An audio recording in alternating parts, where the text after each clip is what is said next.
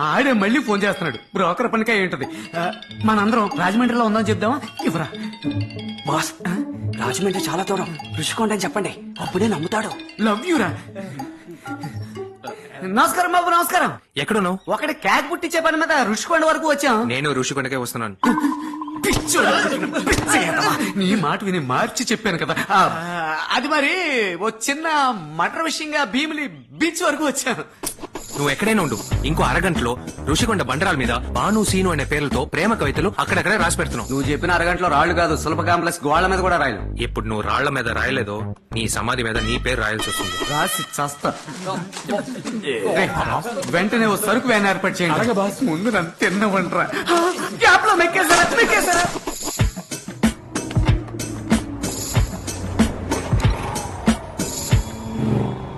Hello, ఎందుకింత స్లోగా వెళ్తున్నావు? కొంచెం వేగంగా వెళ్ళు.